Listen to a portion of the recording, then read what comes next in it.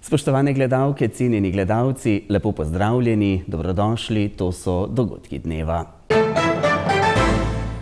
V Spodnji Savinjski dolini nagradili najboljše inovatorje. Slovensko društvo Hospic letos obeležuje 30 let delovanja. Glasbeno-plesni projekt Go Strange za zaključek 18. korpusa v Plesnem forumu Celje. Rokometaši Celja Pivovarne Laško sezono končali na 4. mestu. 6 občin Spodnje Savinjske doline je 13. leto zapored izbralo najboljše inovacije Spodnje Savinjske doline.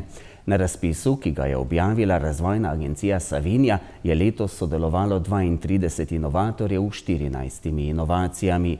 Gostitelj zaključnega dogodka, na katerem so podelili priznanja najboljšim in ki vsako leto poteka v drugi občini, je bilo tokrat podjetje Lesmat iz Tabora. V 13 letih je na razpisih sodelovalo več kot 260 inovatorjev z več kot 150 inovacijami, letos pa je bila konkurenca zelo zgoščena. Med najbolje in najslabše ocenjeno inovacijo je bila le dobra točka razlike. Letos je bilo prijavljenih 14 inovatorjev. Inovacije so bile zelo raznolike, od kmetijskih zadev do raznih točilnih zadev, tako da ima komisija vsako leto težje dela. In zgleda, da bomo mogli tudi mi na neko izobraževanje, ker tako je bilo rečeno, 4 mesece je trajalo vse skupaj od samega začetka do konca. Zadnji mesec pa še posebno poglobljeno prebiranje pa preučevanje teh inovacij. Ker, kot ste videli, se določena ena glavna, zmagovalna inovacija tudi implementirana v tujini, ne. Tokratni razpis je za svoje okolje nosil še posebno težo. Za nas Spodnja Savinjska je zelo pomemben, glih iz tega vidika, ker gospodarstvo ni v dobri kondiciji ta trenutek, ne. Neko jih probamo spodbujati s tem denarnim nagradim, ki je v vrednosti ene menedžerske plače, in da jim damo še neki zagon s tem priznanjem in pa neko denarno pomoč tudi pri nadaljnjem razvoju. Letos je prvo mesto zasedel Sebastijan Bogataj iz Gomilskega s samodejno nastavljivo kabino gorskega traktorja. Razvijal sem že mnogo stvari v življenju, ne? In ta razvoj, ko mi je bil podan za gorski traktor, kaj je možno, kaj bi bile nove stvari, se mi je zdel res pravi izziv. Z letem se je izkazalo, da je bil resen izziv, ne? Ampak kakorkoli že, bistvo je to, da sem se v začetku projekta kaj narediti, ker smo začeli iz nič, to pomeni dobesedno iz nič, z ideje samo razviti gorski traktor, je bil fokus ključni ta, kaj so težave uporabnikov. Torej uporabniška izkušnja je tisto vodilo, ki je izhodišče vsega in na osnovi teh prepoznanih težav je pa še ta inovacija. Kako rešiti težave ljudem, da ne bojo imeli težav ali s hrbtenico dolgoročno in z neko prisilno držo telesa in tako naprej. Gorski traktor proizvajajo v Švici in je že na trgu, ter ga je posledično že mogoče kupiti. Na koncu se izkazuje, da je to nekaj pravega in te traktorji se proizvajajo, se prodajajo, zadeva je zelo dobra. Je bil pa res enormen izziv, kako vse komponente in vse stvari, katere mora vsebovati, vsak veste, kako je velik traktor, stlačiti v tako mali prostor in potem še gibajočo kabino zraven dodati. Na drugo mesto pa se je uvrstil Mixi. Tole je Mixi baterijski točilni aparat, ki hitro, enostavno in natančno dozira do 3 različne pijače, idealno za pripravo špricerjev in pa vseh ostalih raznih koktejlov, kot so gin tonik, whisky cola, Jäger cola in pa tudi bolj kompleksnih mešanic pijač, kot so Aperol špric, Hugo, Cuba Libre. V glavnem, možnosti so neomejene. Nagrade za inovacije pa je med drugim podeljeval tudi minister za gospodarstvo, turizem in šport Matjaž Han. Vsi vemo, da slovensko gospodarstvo je sicer robustno. Mi smo zelo industrializirana država, ki ima, zelo velike industrije, vendar vsi vemo, da če želimo dvigniti produktivnost, je potrebno vlagati v inovacije, v nove tehnologije in ravno današnji dogodek je pokazal, da v Sloveniji imamo na različnih področjih odlične inovatorje, ki seveda potem to inovacijo spremenijo v produkt. In če bomo šli po tej poti, verjamem, da se bojo tudi stvari bistveno boljše za gospodarstvo. Kot je na dogodku še povedal minister Han, trenutna situacija v gospodarstvu ni najboljša, zato je zdaj še posebej pomembno, da smo Slovenci čim bolj inovativni, še posebej zaradi zunanjih vplivov na slovensko gospodarstvo. Tako trgovinske vojne, kot tudi klasične vojne, energetska kriza, podnebne spremembe ne koristijo gospodarstvu. Padli smo v nek, mogoče malo nazaj, zato je potrebno, da država z notranjimi ukrepi intervenira, pomaga gospodarstvu in verjamem, da se bo to tudi na nek način zgodilo. Naše gospodarstvo je, kljub recesijam v največjih gospodarskih partnericah, še vedno v razmeroma dobrem stanju, zahvaljujoč tudi domačim inovatorjem. Slovensko društvo Hospic letos praznuje 30 let delovanja. Ta pomemben mejnik so obeležili z dogodkom v Levstikovi dvorani osrednje knjižnice Celje, na njem pa so z gosti Hedviko Zimšek, Sandro Feketija in Boštjanom Dermolom spregovorili o sočutju, ljubezni, izgubi in upanju. V letošnjem letu Slovensko društvo Hospic obeležuje pomemben mejnik. 30 let delovanja, prežetih sočutjem, spremljanjem in podporo ljudem v stiski. Našo čudovito zgodbo, ne samo da pomagamo našim uporabnikom, pomagamo pravzaprav tudi sami sebi. Postajamo platforma za bolj sočutno družbo. Se mi zdi, da če kdaj je to v tem času zelo pomembno. Vedno več prostovoljcev prihaja iz različnih koncev Slovenije, ki prepoznavajo neke vrednote, ki v Hospicu dejansko jih živimo in so izkustvene. In to je tisto, kar se mi zdi, da najbolj šteje. Ljudje. Trenutno deluje okrog 200 prostovoljcev, na letni ravni v programu spremljanja umirajočih bolnikov in njihovih svojcev pomagajo okrog 2000 ljudem, v programu prostovoljstev pa okoli 1000. Ampak ti ljudje so v različnih naših aktivnostih, udeleženi. Zdaj govorimo midva samo o številu ljudi, ne pa o vseh tistih aktivnostih, ki jih oni dobijo pri nas, ki lahko prehajajo iz enega programa v drugega. Ob tej priložnosti so v Levstikovi dvorani osrednje knjižnice Celje pripravili Hospic Cafe z gosti. Slovensko društvo ima danes 30. obletnico, prav na današnji dan je bilo ustanovljeno. Jaz sem pa v Hospicu 21 let.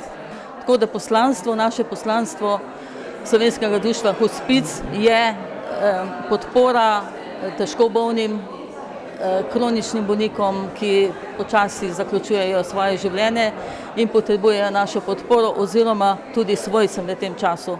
Tudi v času, ko spremljajo družinskega člana v tej bolezni, kot tudi potem v procesu žalovanja. Za žalovanje pa nudimo podporo tako odraslim, kot tudi otrokom. In ugotavljam v vseh teh 21 letih, da kljub temu, da se zdravstvena stroka, pa tudi socialna stroka zelo, najde zdaj tisto pot tudi do uporabnikom, ampak še vedno je potrebna naša podpora. Svojo življenjsko zgodbo ob izgubi žene je z obiskovalci delil Boštjan Dermol, gostja pa je bila tudi Sandra Feketija, ki je osebno izkusila bolečino ob izgubi matere. Zagotovo travmatična, ampak izkušnja, ki ti pusti globoke rane, s katerimi se moraš spoprijemati verjetno celo življenje, ampak ti daje pa na nek način tudi eno moč za naprej. Bilo je normalno zelo težko. Predvsem sem videla, kakšno veliko lepilo je bila v naši družini, ko je odšla, tako da s tem mogoče sem se najtežje potem spopadala. Potem, ko je odšla, ker njen odhod sem razumela kot nekaj, kjer je zdaj pravzaprav lepše, kot je bilo tu, in sem bila zanjo na nek tak čuden način vesela, da se je rešila bolečine. Kar se pa mene tiče, sem pa vedno znova se vračala k temu stavku, zdaj je lepše, kot je bilo tukaj preverjetno, kadarkoli, tako da sem dala potem sebe na drugo mesto, njo na prvo. To, da pa je pa naša družina ni bila več tako povezana, to je bilo pa tisto, kar je bilo po moje najbolj neprijetno. Tudi tokratni Hospic Cafe je potekal v duhu skupnosti, spoštovanja in upanja. V plesnem forumu Celje se je zaključil 18. korpus, koreografska platforma plesnih ustvarjalcev. V zaključnem večeru se je z glasbeno-plesnim projektom Go Strange predstavil finski kolektiv Bunch of Scrumps. V njem nastopa tudi Celjanka Maja Kalafatić. Tudi letošnji korpus, koreografska platforma plesnih ustvarjalcev, tokrat že 18. po vrsti, je v Celje prinesel bogato in razgibano dogajanje na področju sodobnega plesa. S kar 6 dogodki se je letošnji korpus dogajal v vikendu od petka 30. maja do nedelje 1. junija. Kaj korpus v osnovi je, pa nam je več povedala njegova ustanoviteljica in umetniška vodja Celjskega plesnega foruma, v okviru katerega je ta plesna manifestacija nastala in se tudi dogaja. V osnovi je ta ideja zrasla na mojem zelniku, ker sem si želela v bistvu malo bolj promovirati sodobni ples v Celju. Ker pravijo, da premalo nastopamo v samem našem mestu in pa sem nekako si mislila, a ne bi bilo fajn, da imamo en svoj festival, skozi katerega bi v bistvu ljudje spoznavali sodobni ples. In tako je nastala ideja korpusa kot okrajšava za koreografsko platformo plesnih ustvarjalcev. Korpus, hkrati je pa korpus kot ena formacija množična, tako da si želimo, da bi to postala res ena taka množična formacija na splošno, tudi v prihodnje. Gre torej za festivalsko obliko, letos 6 dogodki, začenši s kratkim filmom Neže Jamnik ob otvoritvi, ki na eksperimentalen način skozi gibanje in pravljično pripoved raziskuje elemente slovenske folklore, z večernim plesnim prepletom, z udeležbo več skupin sodobnega plesa iz Celja, drugih krajev Slovenije in Hrvaške. V nadaljevanju pa s plesno delavnico, plesno inštalacijo ter še 2 večernima dogodkoma. Ja, letos je še posebej razveseljivo dejstvo, da smo imeli goste iz tujine. Zadnji dan je bila predstava Go Strange, v kateri je tudi naša Maja Kalafatić, ki je pravzaprav zrasla v plesnem forumu kot plesalka in kot umetnica in potem nadaljevala svojo profesionalno pot. Zaključna plesna predstava letošnjega 18. korpusa v plesnem forumu Celje, katere posnetek gledate, je bila torej Go Strange skupine iz Finske, v kateri pa nastopa tudi Celjanka, magistrica sodobnega plesa Maja Kalafatić, ki je svojo plesno kariero pričela graditi prav v Celjskem plesnem forumu. Poleg nje v tem projektu nastopata še plesalka Jacqueline Aylward in glasbenik ter plesalec Jete Jarvi. Vsi trije so seveda tudi avtorji in koreografi tega plesnega projekta. In Maji je bilo, kot je poudarila, lepo nastopati doma. Lepo je bilo nastopati doma po dolgem času. Jaz sem v plesnem forumu zrasla gor, da rečemo. Tako da je bilo res super, po dolgem času spet doma nastopati v eni taki profesionalni obliki. Pa bomo Majo Kalafatić še videli na plesnem podiju v Celju? Sigurno. Po moje že kar oktobra verjetno. Vsi trije ta plesni projekt v nadaljevanju ustvarjajo še naprej, tudi pri nas, kot rezidenčna skupina pri Javnem skladu Republike Slovenije za kulturne dejavnosti. Dobili smo 2-tedensko rezidenco na JSKD-ju, kjer smo v bistvu delali našo novo predstavo in obnavljali to našo staro predstavo. Tako da v bistvu to je tudi naš modus, model dela, pač rezidenčno. To je bil zdaj prvi del ustvarjanja, oziroma drugi. Delali smo v Beogradu, zdaj v Ljubljani, julija bomo na Finskem, potem oktobra pa v Beogradu. In potem bomo to vse skupaj videli. Tako. In potem to pride ven oktobra, Več o letošnjem plesnem festivalu Korpus plesnega foruma Celje in o plesalki Maji Kalafatić pa v reportaži v eni od naših naslednjih oddaj Minute za kulturo na televiziji Celje.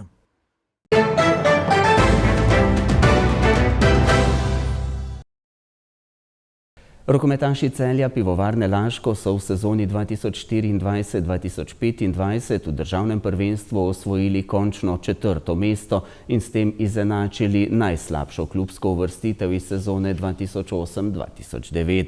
Pivovarji so v odločilni tretji tekmi z 32-33 izgubili proti Trimu iz Trebnjega. Celjani so proti Trimu, tako kot v polfinalni seriji proti Gorenju, dobili prvo tekmo, nato pa izgubili drugo in tretjo. Trebanjci so v Zlatorogu nekajkrat vodili s +5. Njihova najvišja prednost je 12 minut pred koncem tekme znašala 6 zadetkov. V končnici so se 26-kratni slovenski prvaki uspeli približati na gol zaostanka, a jim popolnega preobrata ni uspelo doseči. Glede na vse, kar se je letos dogajalo, nisem razočaran. Trimos je danes zaslužil zmago. Z njim smo letos odigrali 7 tekem. 4 smo dobili, enkrat remizirali, zadnji 2 pa izgubili. Proti Gorenju smo tej sezoni odigrali 6 tekem. Zmagali smo 4-krat in izgubili na zadnjih 2. Eden od razlogov za takšen razplet so zagotovo poškodbe nekaterih ključnih igralcev v končnici sezone. So še drugi razlogi, o katerih pa ne bi želel govoriti. Mislim pa, da bi si Celje kot velik klub, ki je dal ogromno slovenskemu rokometu, zaslužil več spoštovanja. Zame je bila to izjemna izkušnja, saj sem tukaj srečal izjemne ljudi, tako da bom iz Celja odnesel lepe izkušnje. Celju želim vse dobro. Morajo nadaljevati s trdim delom in verjamem, da bo nova vodstvena garnitura klub uspela pripeljati na nivo, na katerem je že bil. Pogrešal sem tudi večjo podporo domačinov na tekmah v dvorani, a razumem njihovo nezanimanje, saj so bili v preteklosti navajeni na drugačno raven in drugačne rezultate. Verjamem, da jih Celje v prihodnosti spet lahko doseže.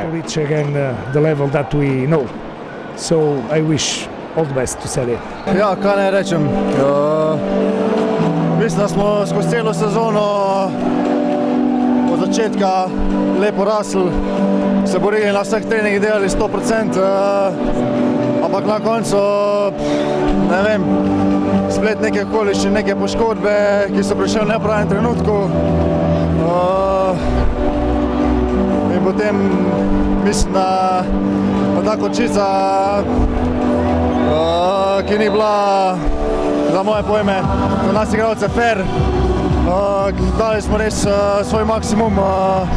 Mislim, da se lahko vsak pogleda v gledalo in ja, ko sem že rekel, se lahko vidi, reče sam sebe, da je dal svoj maksimum danes, tudi skozi celotno sezono, ampak nažalost je mogoče to naša realnost, ta trenutek, ampak ja, težko je kaj pametnega povedati v takih tekmah.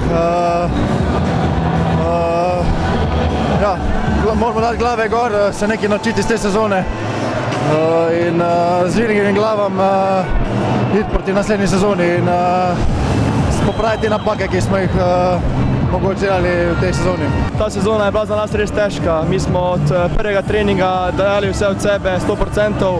Na koncu se pač to ni šlo. Mi smo dali vse od sebe, Trimo je bil pač te zadnje 2 tekmi boljši in mu pač moramo čestitati. Glede na potek sezone in igre v rednem delu je končno 4. mesto in izpad v pokalnem polfinalu proti Krki zagotovo manj, kot so si pred sezono želeli v celjskem klubu.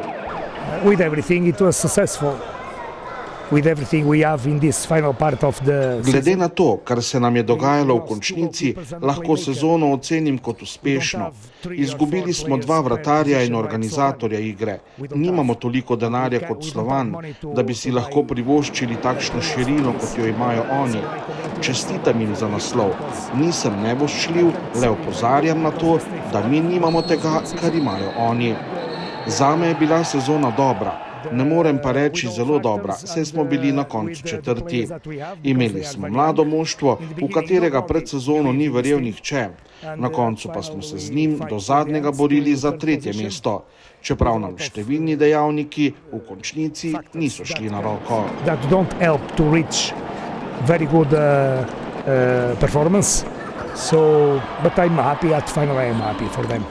Pa mislim, da so nas pred sezono, mislim, da nas nobeni uvrščal mogoče med top 4, pa mogoče niti ne celo med top 4, tako da mogoče, če bi na koncu, če bi na začetku nas kdo vprašal, da bomo med top 4, bi mogoče bilo nas celo podpisal to, ampak ja, kot sem že prej rekel, mislim, da smo skozi celotno sezono rasli na igrišču, izven igrišča, rasli kot ekipa, ja, ampak na koncu ta zaključek, nekaj smole s poškodbami, ko sem že omenil in ja, tak je šport, taka je žoga in enkrat zmaga en, naslednjič drug.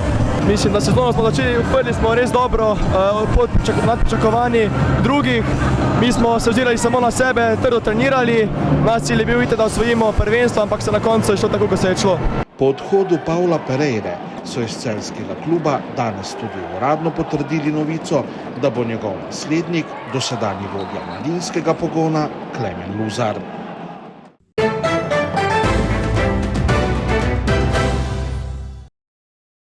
Jutri bo pretežno jasno, burja na Primorskem bo dopoldne ponehala. Najnižje jutranje temperature bodo od 7 do 12, v krajih z burjo na Primorskem do 16, najvišje dnevne od 24 do 27, na Primorskem do 30 stopinj Celzija. V sredo bo v severnih krajih zmerno oblačno, drugod precej jasno in čez dan še topleje. Na Primorskem bo prehodno spet zapihala šibka burja, v notranjosti pa veter vzhodnih smeri. V četrtek bo precej jasno. To so bili ponedeljkovi dogodki dneva. Hvala za pozornost in nasvidenje.